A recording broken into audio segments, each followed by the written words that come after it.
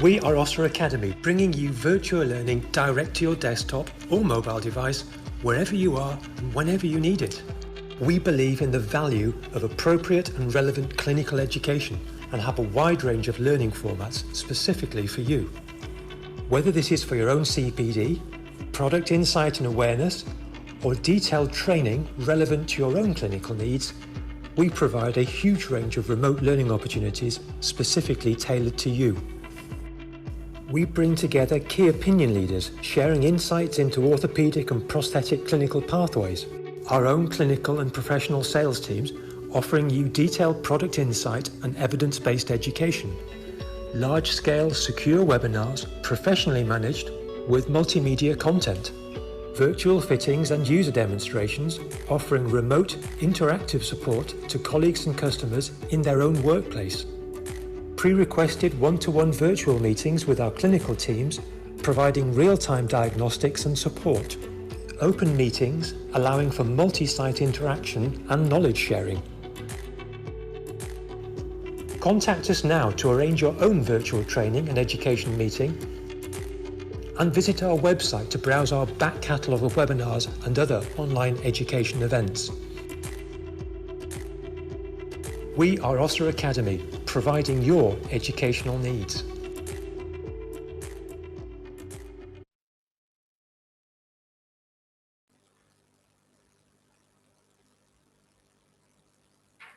Hi, good evening and welcome to the 19th KOL webinar and last one of 2020. Coming live as always this evening from our Manchester office. Thank you all for joining us. I hope you are enjoying the first day of the easing of lockdown restrictions. And a special thank you to the Tier 1 and Tier 2 audience members who have chosen to join us tonight instead of heading out for that substantial meal.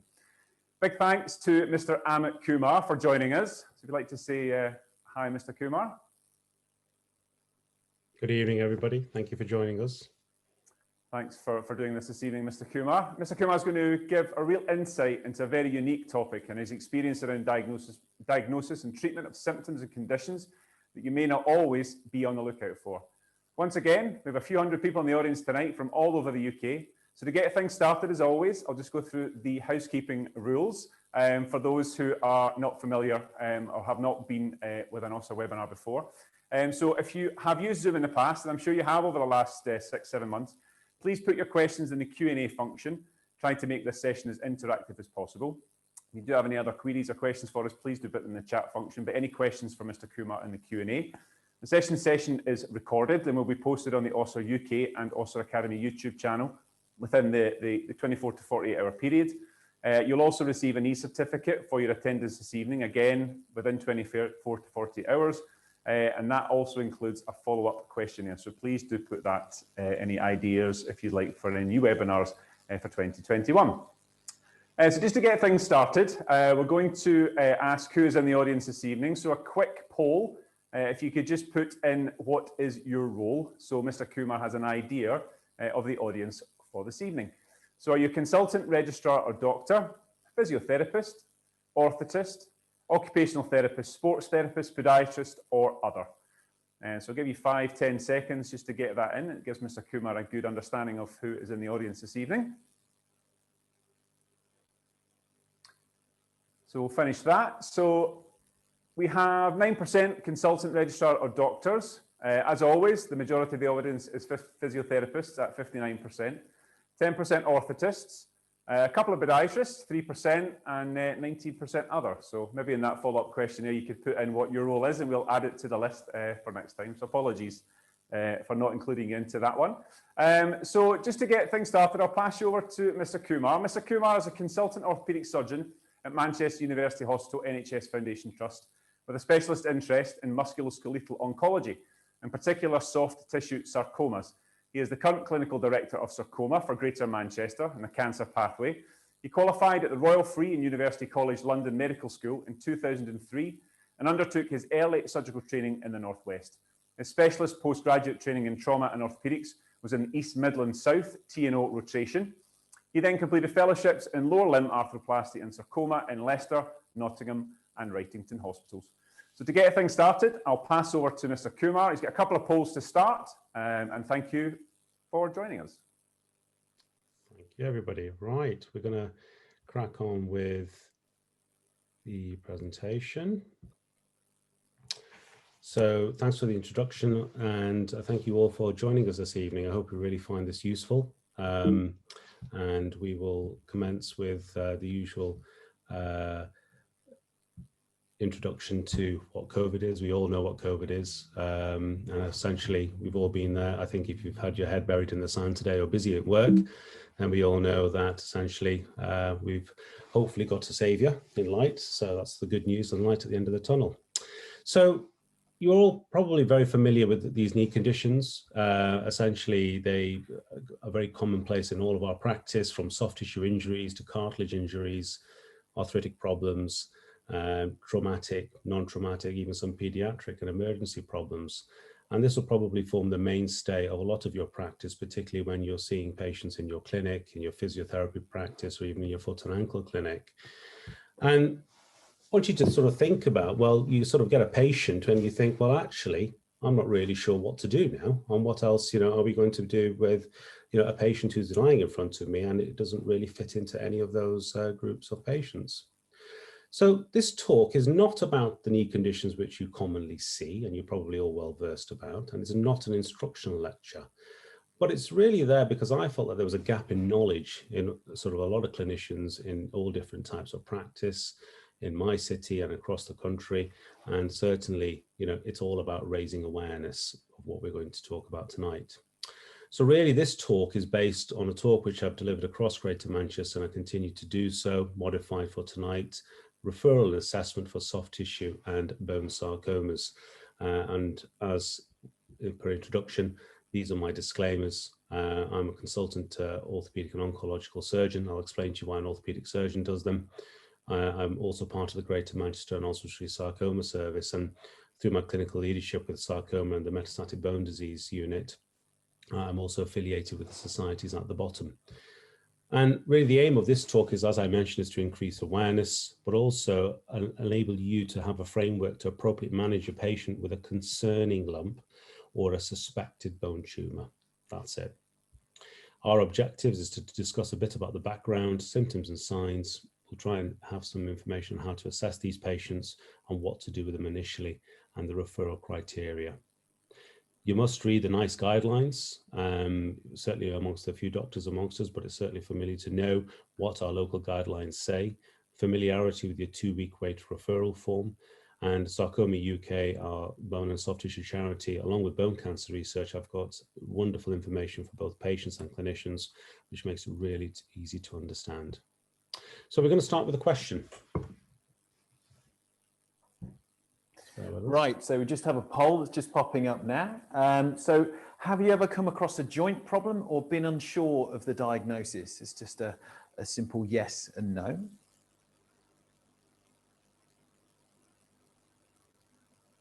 Okay, so these are just coming through. We're up to about 70% now. Just give that another couple of seconds just to get to 80. Perfect.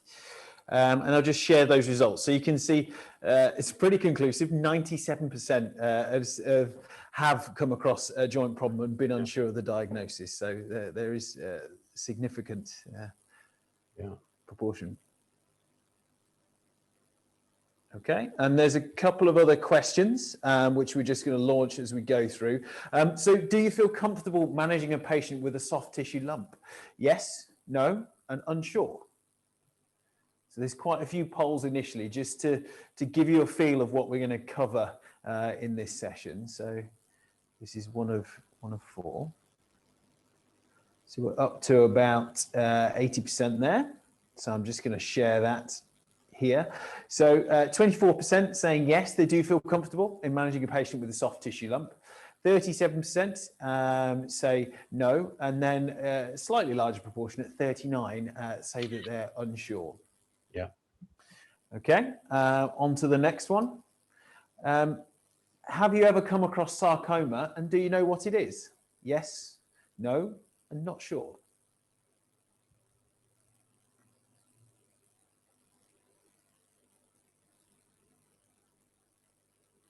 Okay, so we're nearly up to about 80%. I'm just going to share those. So you can see 67% have said yes, they do know what a sarcoma is and have come across it. No for 20% and not sure for about 13%. Okay. And then on to the last poll for this particular section. Do you know what to do if you're concerned about or suspect cancer in the limb? Yes, no, or unsure.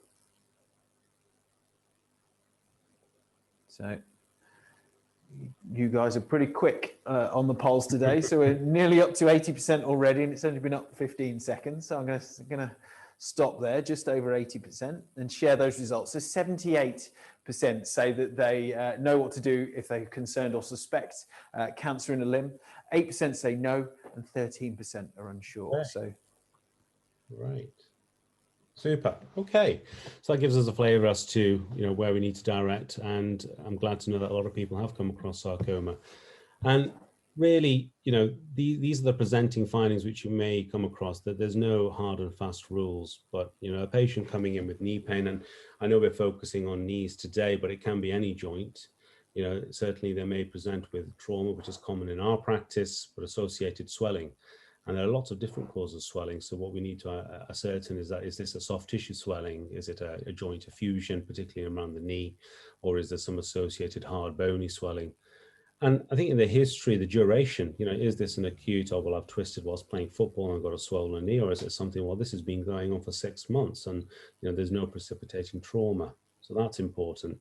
And really we want to know what the basic clinical assessment findings are, what investigation findings are, and then essentially what we know with these patients, they commonly present to GPs and the physiotherapist first through tier 2.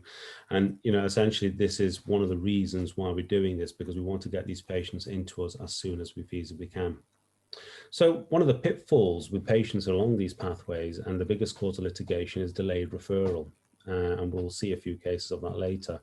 Not taking a history is, one of the other biggest issues. And we all take a history, but knowing the type of history to take to rule out these type of suspicious causes and sarcomas is one of the biggest reasons why patients get delayed. Patients being referred to non-tumor specialists can add in further delays, along with poor knowledge and clinical skills. Some surgeons may inadvertently, unfortunately, take a tumour out and not knowing what it is in the first place, called a whoops lesion, which has a really adverse outcome. And in the community now, we have networks set up where a lot of patients have scans at different providers. So when they're referred in, we're not sure where these scans are. And also there is an issue with private patients and pathways. So complex benign lumps, which you all may come across. On the left side, we have very common soft tissue complex benign lesions. I'm not talking about the abscesses or the ganglions or the sebaceous cysts. I'm talking about, these are the complex benign lesions which I see in my practice. PVNS, known as pigmented villonodular synovitis, is synonymous with nodular synovitis, synovial chondromatosis. And Baker's cyst, well, not really complex benign or a problem. It is a benign entity common in arthritis, but that's one of the commonest symptoms patients complain of, a swelling behind the knee. And then when we come to bony lesions, well, these are all benign lesions. Osteochondroma is very common in the young adults without pouchings of the bone, and we'll see some pictures of that later. Giant cell tumour looks and sounds very aggressive, but actually it is a complex benign lesion, along with a benign bone cyst. And some of you may have seen something called an osteodysteoma, which has a very characteristic history and presentation. And we must never forget infection as a differential. And a nice schematic we can see, so we are looking at an X-ray, we can see all different types of lesions across the bone, ranging from benign and malignant. So an osteochondroma on the left picture with an outpouching of the bone across the cortex can cause a lot of soft tissue irritation, swelling, and bursitis. A swelling at the epiphyseal area of the actual knee, called a giant cell tumour, can cause a lot of pain and swelling, sometimes fracture. And something more aggressive like an osteosarcoma. This is a malignant bone cancer which can cause a lot of periosteal elevation, swelling of the soft tissues, and this can be very deadly if not picked up early.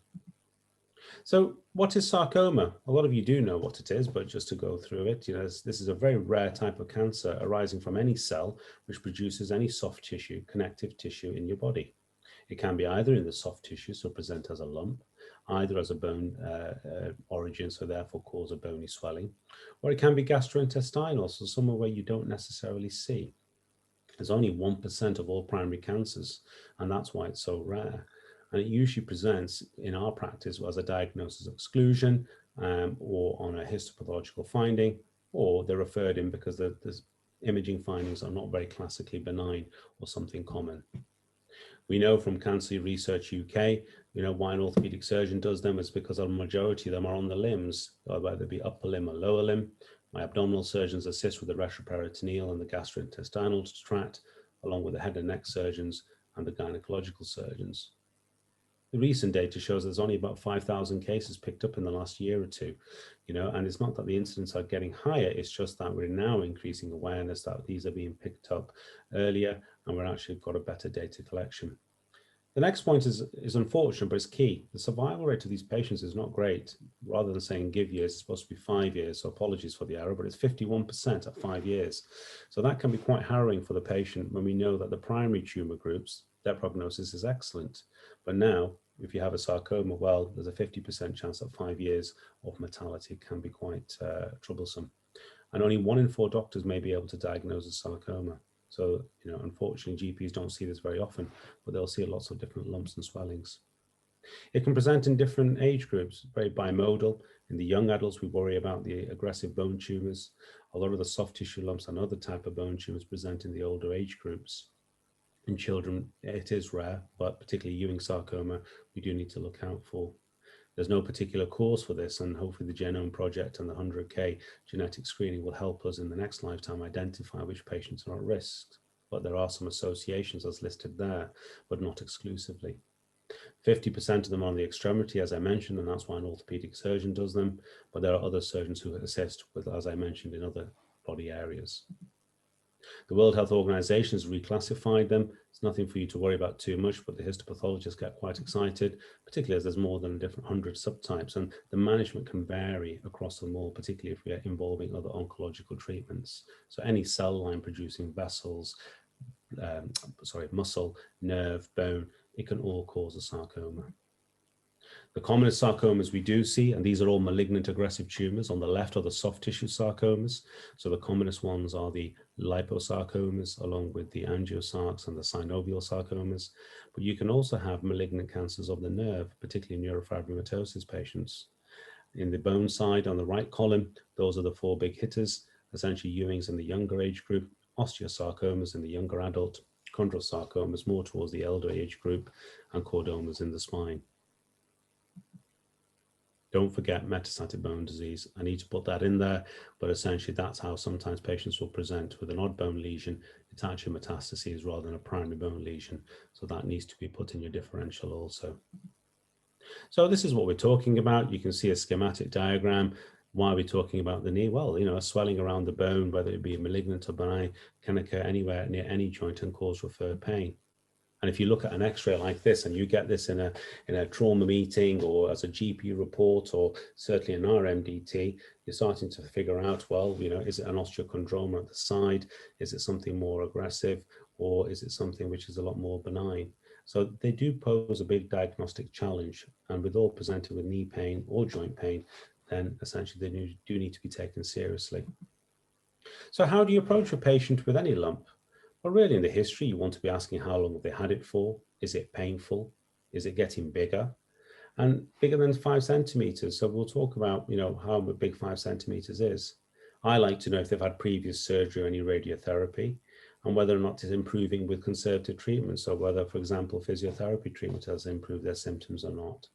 A few of the things I do like to know about is if they've got any lump discharge, whether they have any previous cancers or surgery, as I mentioned, and whether or not, the GP has done anything in particular and what treatments and investigations they've had.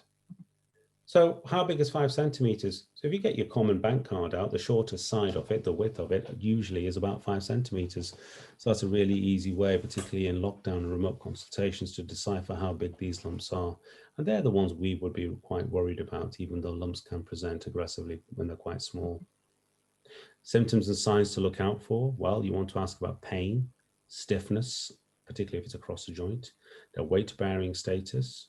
If it is near a joint, does it have local swelling, rubor, redness? What's their range of movement like? They may have very vague symptoms, however, or they may be able to pinpoint exactly where the problem is. Is there a noticeable lump when you assess it? Tell us the characteristic of the joint swelling. And are there any skin changes? I hope you never see a fungating tumor, but that is occasionally common as well. So you will know it when you see it. And you can imagine that the assessment of all these different types of soft tissue lumps can vary from the top left to the bottom left, along with somebody with neurofibromatosis in the middle, along with somebody with a troublesome knee. And I can tell you now that they're all sarcomas. So it is a big diagnostic challenge for us all. When you assess it, essentially, like I mentioned, assess the skin, spend a few seconds assessing whether there's any particular blood vessel engorgement, nevi, any neurofibromas, which should be guided by the past medical history, or whether they've got multiple lumps. You want to assess with the lump, essentially, well, where is it? Is it in the middle of the arm or the thigh, or is it more in an area where there are lymph nodes, for example, the armpit or the groin?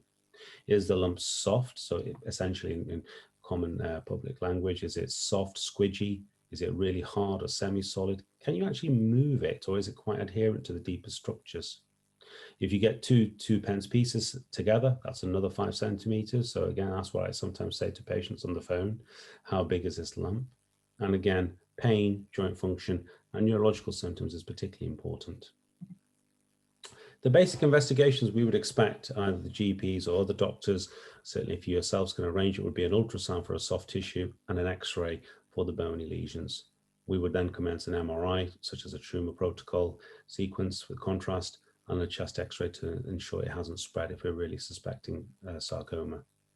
Baseline bloods is useful, particularly with bone profile and calcium, particularly if they've got chronic disease. And that's particularly important in metastatic bone disease as well. So our next question, if you don't mind, you may have skipped one question there, Giles. I think it's the other question about referral criteria. That's okay. Apologies, I just need to change that one over. So just going to pop that one up. So do you know what the referral criteria are for sarcoma? Yes, no, or unsure?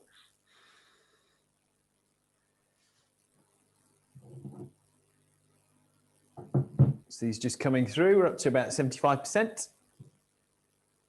So I'm just going to end that there with just over 80 and then share those. So you can see that 12% have said yes, they do know the referral criteria for sarcoma. 56% have said that they don't, and 32% are unsure. Okay. There's your answer. Give you time to read that. So this is common, you know, the referral criteria which we do see for a soft tissue lump, any lump which is increasing in size, which is deep. And what I mean by deep is that it's not just under the skin, but it's causing some general soft tissue diffuse swelling. And it's bigger than a golf ball. So the golf ball project was done by a chap in Birmingham many years ago to assist GPs, and also the common denominator is that orthopedic surgeons love golf, and that's why he threw out golf balls at everybody. If your lump is bigger than that, we want to know about it. And the other one is bone changes on an X-ray. So if you've got a swollen joint and you get an X-ray which shows suspected changes, then we want to know about it. This is a common referral form that we use in Manchester. So on the left column, we get them GPs to tick the boxes, which ones apply. And if it's for a bone tumor, again, which one applies. So particularly for bone lesions, if there's X-ray changes of bone destruction, periosteal elevation, or a spontaneous incidental fracture with low energy. And on the left, again, those criteria. So every region in the country will have a sarcoma referral form. And if it fits into one of these areas, may or may not, but really, we do want to know about it. Don't be afraid to refer in. So what does the Sarcoma Service do? Well, you've sent a patient in to me. I'll assess them. I will get all the imaging required on a cancer pathway. I will arrange a biopsy. And a biopsy involves us taking a tissue for a soft tissue or bone diagnosis, and we use a special true cut needle for a core biopsy. Unlike breast, there's no role for fine needle aspirate cytology. Our histopathologist then put it through a battery of tests, and it can take up to 2 weeks for the full results to come back. And then we have several MDTs to review it both locally in Manchester and our regional MDT across Greater Manchester with the Christie Hospital and Oswestry to decide on the management plan for the patient. We don't want anybody to do a whoops lesion, which is don't biopsy if you don't know what you're doing or you don't know what lump or lesion it is. Don't excise with that imaging or discussion. And if by anybody, you know, and maybe not many here tonight, but we always advise any surgeon, if they come across a lump which, you know, they're not happy about, take a small sample and close it. Don't try and be a hero and take something out, because we do see a lot of them.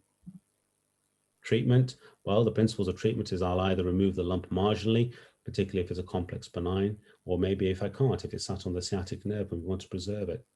Preferably, I'd like to take a wide excision, which removes all of the actual soft tissue in that compartment, so usually with some muscle, or more radical, such as an amputation, which is unfortunate, but it is actually a good treatment, particularly with the modern concepts of orthotics and prostheses nowadays.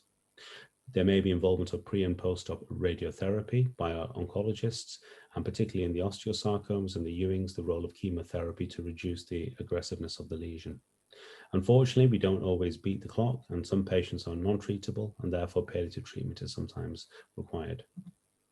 So this is where we sit in the middle. At the bottom is the Greater Manchester and Össur Street Sarcoma Service, MDT. We get all the referrals from the top with GP referrals and specialist referrals. We go through about 2,000 referrals a year into our service, and then we decide whether to discharge back, refer to other specialties, particularly for benign lesions, or whether we need to investigate the suspicious ones and get investigations.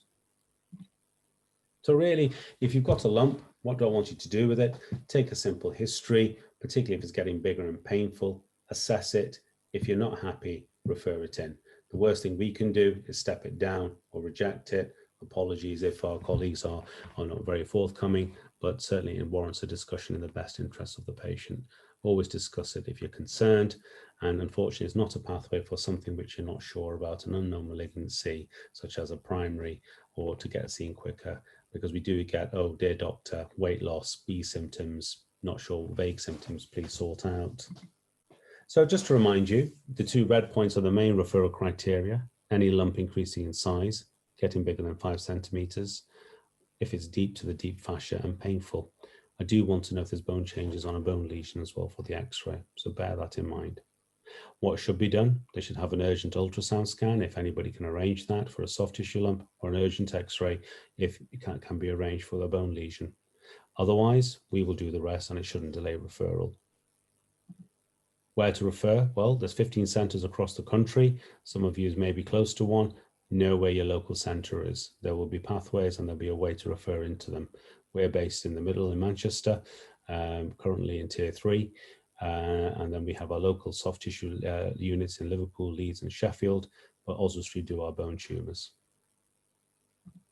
So how do you refer? Particularly this is directed to the allied health professionals.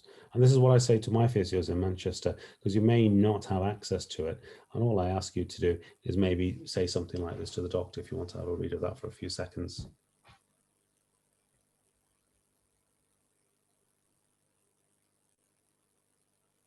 So very straightforward. You can apply that language to anywhere. It's just to make sure the GP is aware. For our private patients in Manchester, I have set up Manchester Lumps Clinic because I felt a lot of our private patients were being pushed between pillar and post. Some consultants don't work in the NHS and therefore they don't know where to send them. So we have a one-stop clinic to assess all soft tissue and bone lesions in Manchester, and that enables rapid access for all our patients with suspected lesions in the soft tissue or bone. That's all I have to say for now. These are my contacts. If you want to email me on the NHS, you can do, or privately, you're more than welcome to. That's my social media handle if you want to follow me on the Lumps Clinic, and they're my websites. And I hope you found it useful. I wanted to thank Össur. I do use their braces, and that's why I'm here today, because we do come across a lot of knee issues together. And I think they have wonderful roles, particularly in managing young adult osteoarthritis. I'm sure this is where you are now. I apologize if you are, but we'll open the floor to any questions. Okay, fantastic. So we've actually got a variety of questions here, Mr. Kumar. So you mentioned about lumps that are increasing in size, but Robert Peters asked, what is the growth rate of a sarcoma? Does it vary? Is there any sort of things that you can bear in mind when you're thinking about something that is increasing? I think anything which is rapidly growing, Robert, I think that's the key. There's no particular figure because nobody can measure them. But essentially, commonly in my practice, I see patients who say, well, you know, a lump is getting bigger every week over the last 6 to 8 weeks. That would be particularly worrisome. I've had one patient where their lump was the size of a pea and is now the size of a golf ball on the palm of his hand within 6 weeks. That's something to take, seriously. Mm-hmm. Okay. And also a question from Mike Callahan, who's one of our previous key opinion leaders. And he said, you mentioned adherent versus mobile lumps on clinical examination. difficult one, but how mobile is mobile and how adherent is adherent? Okay, so yeah, Mike, I know very well. So Mike, I mean, if the lump is, really superficial and you can get your hand on top of it, and it's really mobile, and essentially you can almost grab it in your hand if it's sizable, then it's unlikely to be adherent. We do a test whereby if it's on, for example, the extensor compartments of the thigh lying in the quadriceps, if it's adherent to the deep fascia, we'll get them to do resisted extension. And then if the lump becomes more prominent, then it's not really deep or within, it's actually just the muscle contracting and pushing the lump up.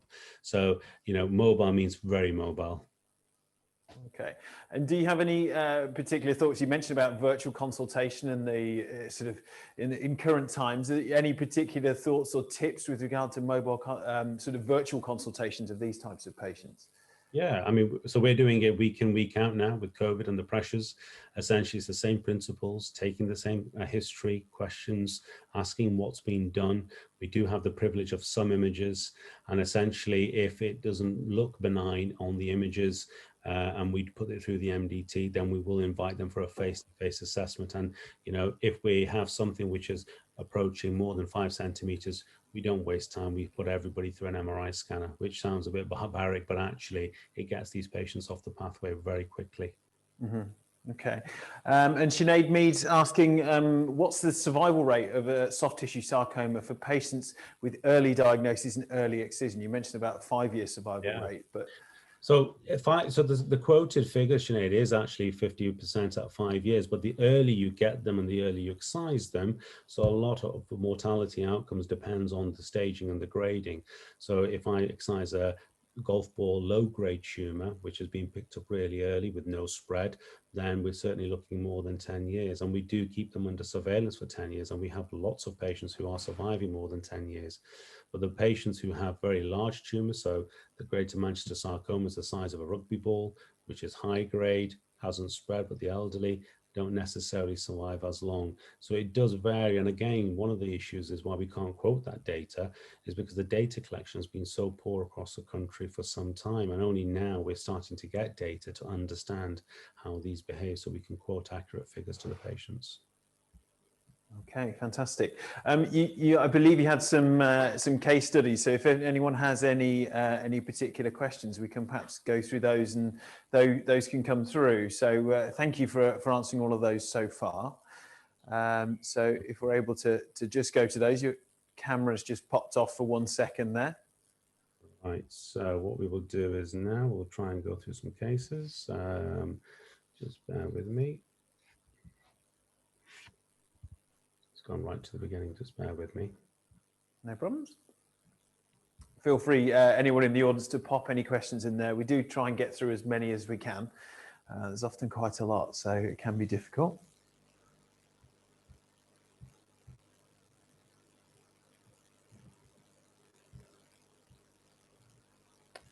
While you're doing that, Mr. Kumar, if you don't mind, would you recommend that an urgent X-ray MRI is undertaken in primary care before referral, or if suspicious, or would you refer sooner?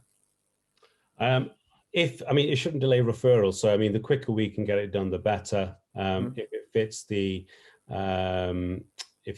the actual criteria, then I would get the patient in straight away. But really, when it comes to an X-ray, I think it's better to get an X-ray in the primary community. You're not going to be able to pick up on a history necessarily that this patient's definitely got a bone sarcoma. So that's something which, it's difficult, but it's usually worthwhile, as we are going to get a lot of patients coming in through our door, with knee pains and hip pains, and they've not had basic imaging. So usually we do ask them to do that. So what we're going to do is just run through a few cases, if you can see that clearly, Giles. Yeah, we can. Perfect. Thank you. I'll narrate this, but essentially, a young lady, this is a true story, 5-month history of knee pain, saw a GP and a physio, and she did give birth after, a month after her symptoms. But the issue is that she stumbled on her stairs a couple of weeks back, and she had increased right knee pain. So the GP referred it to a private knee specialist after physiotherapy couldn't really get on top of her pain. And he took these X-rays, and You know, I got a phone call late at night, and we'll just sort of go through them and give everybody an opportunity just to look at them. And we're focusing on the knee here. And if you look at the picture on the left, it looks pretty innocent. Everybody would focus on the actual joint itself. But as you look on sort of just above the sort of lateral to the kneecap, you can sort of see a bit of a lucent lesion. So in radiological terms, a black hole. And if you look at the picture on the right, you can see at the back, you can sort of see that there's a break in the cortex and there's some elevation at the back here. And as you scrutinize that x-ray closely, you can sort of see a black soft tissue shadow at the back and also anteriorly. And then you can sort of see this sort of crack in the cortex. It's only with a sharp eye you start to pick that up. And this was referred, and it was essentially cancelled to proven otherwise. And we did an MRI scan, which unfortunately showed these pictures. And this is a very classical picture of somebody with a primary bone sarcoma, where you get a lot of fluid levels within the actual bone. It's encroaching on the joint and it's breached out through the cortex at the back or the side. And this is what causes the periosteal breach. And this has become an aggressive soft tissue and bone tumor. So it started off as a bone and it spread out into the soft tissues. So unfortunately, due to its aggressiveness, we did a biopsy and it showed an osteosarcoma. Unfortunately, it had spread to a chest.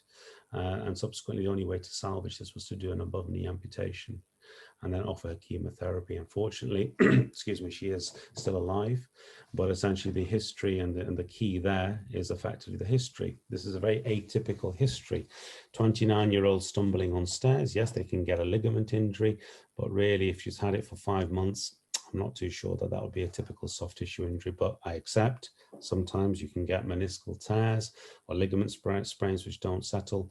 But if you just bear in mind what I've said today and have it in the back of your head, then certainly it's something you can always remember. Similar patient, 41-year-old with pain behind the knee, no trauma. He had a reduced range of motion and fullness. So some people be thinking, possibly a Baker's cyst or a swelling, which like a ganglion. But the MRI scan, which we took, was a bit suspicious. And on the left picture, it sort of didn't complete all of the imaging on the knee, but you can sort of see the soft tissue swelling behind above in the popliteal fossa, which is quite suspicious. And the features here is that it hasn't gone into the bone, but it's outside at the back. And it's sort of not forming a very regular picture, but there's a bit of haziness on this picture here on the right. And as you can see, our sciatic nerve and vessels are here at the back being pushed out away from the bone. And this lesion is behind the posterior capsule of the knee. So we did a biopsy and this showed an aggressive soft tissue liposarcoma. Fortunately, his CT chest was clear. And effectively, I did a posterior approach and was able to preserve his vessels and take a wide local excision. The margins were quite close because of the vessels, and we wanted to preserve his sciatic nerve and function. So unfortunately, he did have some mets in the lung and the liver, but managed to be treated with surgery, and he had chemotherapy, and he's doing well as well. This might be a very common finding for you all, a typical swelling in the knee. And I don't want you to all think that every patient has cancers, but, you get a patient who says, well, I've got 9 months of a swollen injury, may or may not have a traumatic incident. You take an x-ray and you think to the naked eye, actually, it looks pretty normal. And the GP report, depending on the radiologist, says, yeah, the joint spaces are well preserved. There's no soft tissue swelling. There may be some changes in the actual femoral condyle here, which suggest a bit of sort of osteopenic type of loosened areas, but to our eye that does look suspicious. So we did an MRI scan, and this shows more of a circular sort of occupying lesion in the femoral condyle, which appears to be a bit more well defined, so more circular, more confined, but there is some extension here, but it hasn't breached the cortex or the periosteum. So we did a biopsy, and this showed a benign giant cell tumor. So the way this was treated was with essentially an open approach medially, scooped out the tumor, filled it with cement, and put a plate and screws on. And that patient's doing well there. So that's an example of a benign tumor. You may get a 24-year-old with knee pain and swelling. These are the ones we worry about. You can see on the x-ray how essentially the bone marrow has changed completely. You've got this irregular outline, not really well uniform. You've got this swelling of the periosteum here called Codman's triangle. And you can sort of see, if you compare the soft tissue planes on this side, where the swelling is of the bone, compared to the other side, how much is pushing itself out. And you can see that here. So you might get a patient like this, and that was a patient with an osteosarcoma who fractured and subsequently had a massive endoprosthesis to resect and keep the joint functioning and moving. Again, another patient with a bulge behind the knee. It's not all bad. He was feeling stiffness like the other patient we discussed before. Again, looked like a suspicious lesion at the back, so we always go for a biopsy. Unfortunately, the biopsy in this area, which wasn't as aggressive as the other one, showed that it was something a bit more complex, but not a malignant. It was a PVNS. So because he had this type of synovitis and PVNS in the front and the back of the knee, we opened the front and the back, debrided it with a synovectomy, and he was back at work at 4 months with full range of movement and a couple of scars. This is the common history of a lesion in the actual bone. I appreciate this is the tibia, but sometimes you can get referred pain. A typical history of a patient who complains of pain around a joint or a limb. Your investigations are normal, and you only pick it up on a CT scan. But the classical history is that it improves at night when they take aspirin or non-steroidals. And this CT scan shows that it's got a well-formed circular lesion with a central nidus, and this is classical of the benign lesion called osteoid. So that's very treatable with a radiofrequency ablation, and our radiologists do that. Again, that's a benign lesion. And finally, one thing that, just the picture I showed you at the beginning, yes, it looks like a great knee replacement, but this patient's come back in because of pain. Everybody thinks maybe it's loose, maybe it's infected, certainly not a bad differential, but I'm worried about the amount of destruction that's happened just above his femoral condyle here. Certainly he's got knee swelling, and that looks like an impending periprosthetic fracture. When you investigate that, you start to realize this patient's had previous renal cell cancer. And I can tell you, when we did an MRI scan, it showed a massive soft tissue component, which you can see subtly in this picture. And effectively, this was a metastases, which we proved on biopsy. So he underwent massive resection after an embolization to stop the blood flow to this soft tissue mass, which we resected, and we replaced it with a distal femur replacement. And this was done last week. The mottling here is nothing to worry about. These are antibiotic beads for quite aggressive surgery, and the more metalwork you put in, then the more risk of infection. So this is an example of a massive resection and EPR prosthesis. That's the end. Thank you. Okay, so still quite a few questions, if that's okay, to cover those. So when reviewing blood test results, do the results differ between sarcoma patients and other cancers, for example? So we don't have any proven evidence that certain biochemical markers or hematological markers point to a sarcoma diagnosis. There is some studies with regards to liver function, including with hematinics, that if you have a trend, so we predominantly do it for their baseline for chronic disease and high calcium, etc. Okay, and a question from Camilla Burley, just saying that she recently saw a patient in her 30s recently with a 1.5 centimetre long painful bony ridge extending medially from the tibial tuberosity. GP proposed Osgood Slatter's, unusual in their opinion, with pain over the Burley ridge, not the tuberosity. Is that something they should perhaps push for X-ray, or is it something that rings alarm bells for you from your perspective? I think if it's certainly, I mean, they should have basic imaging. So certainly, an X-ray would suffice and get an orthopedic opinion. Yes, 9 times out of 10, it would be something like Osgood Schlatter's or sort of a partially avulsed tibial tuberosity. But in any young patient with a bony swelling, you can't do no harm by getting a basic X-ray and ruling out the obvious. So certainly I would investigate it. And if it's causing discomfort, particularly so. And if the GP is not assisting, then I'll recommend referral. Okay, fantastic. So thank you very much, Mr. Kumar. That was really, really interesting. Yeah, thank you. We've also got some information from Mr. Kumar. So if you want information following on from this and wish us to send that through to us, if you email eventsne@ossur.com, we can send that information through to you, or indeed contact Mr. Kumar directly. He popped up some of his details on there. So this will be on YouTube, so you can go through this. There's some interesting points in there, which I think really sort of, build on some of the things that we occasionally see as clinicians. So we're just moving on from perhaps some of the more unusual side of things. We're just going to talk a little bit about the unloader, just more because Mr. Kumar mentioned about unicompartmental involvements and that sort of thing. So one of the things that's been out this year has been the Unloader 1X, and we just wanted to talk a little bit about the indications.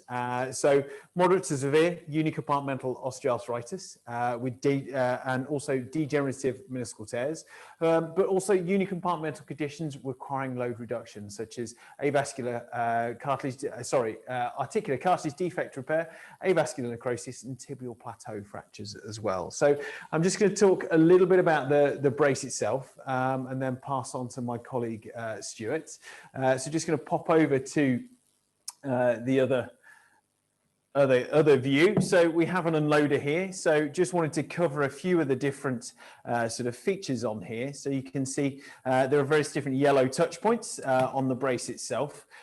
In terms of these are the areas that the patient would interact with. So hinge marker in order for the patient to align this with the patella.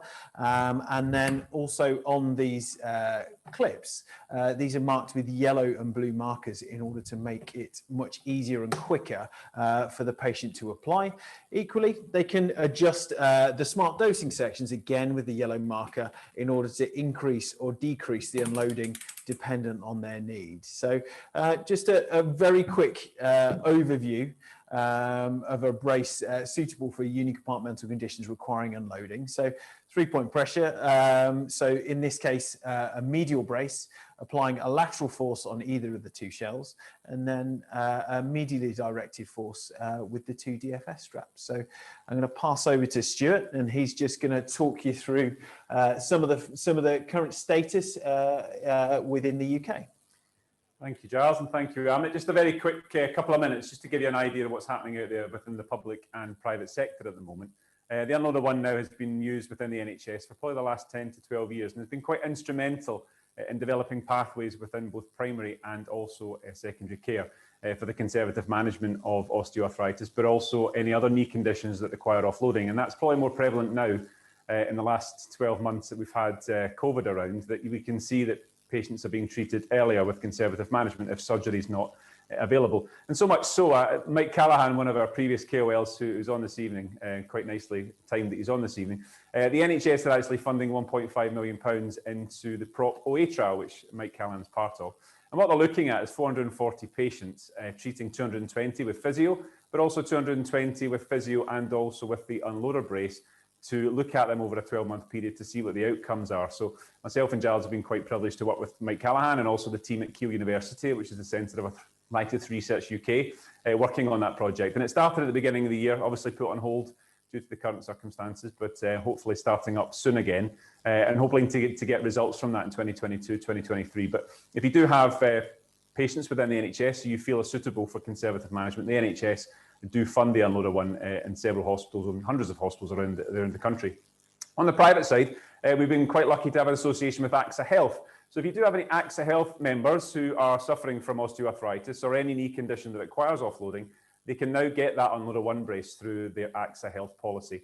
And we can have them sit out to our private clinics, which are on the map there, highlighted in yellow. And they're a network of private referral partners that we work with through physiotherapists and orthotists who are able to diagnose and also fit the brace through the AXA Health programme. And we also have an association with BMI Healthcare. That means that there are 51 hospitals around the UK. All the physio teams there are trained to fit and diagnose on the Unloader 1 as well. So just a bit of information on the private side of things. And also the association with AXA Health, which has now been around about 2 or 3 years long, initially set out as treating OA, unicompartmental osteoarthritis, but now they'll cover any indication which requires offloading of the knee. So that includes degenerative meniscus and some of the other conditions which are on screen. It's just to give you a bit of a flavour of what's happening out there in the public and private sector. So it's been a tough year. Thank you for joining us. Myself and Giles and the team here at Össur have managed to get around 24 hours of footage, and thank you to all the KOLs who have given up their time, and thank you to Mr. Kumar this evening for what was a really interesting topic. So thank you so much, Mr. Kumar, for giving up that time. Really good discussion there at the end. So for all that year we've had, we're moving into 2021. This is the last one of 2020. We're putting plans in for 2021, but hopefully we'll be back to some sort of normality and we can get back out there and see you all face to face. But there is such a great catalogue of information out there. As I said, 24 hours of footage, which is on the Össur UK website or on the Össur Academy YouTube channel on the links. My colleague Giles is going to put those links into the chat. So you've missed any of the webinars or you want to refer back to them or educate yourself on a range of products and also conditions ranging from spinal to hip to knee and also to foot and ankle, please do go there. They'll be up there for the foreseeable future. I do wish you all a great Christmas when it comes. Bring on 2021 and hopefully we can forget about 2020. And have a good evening. Thanks for your attendance and we'll hopefully see you in the new year.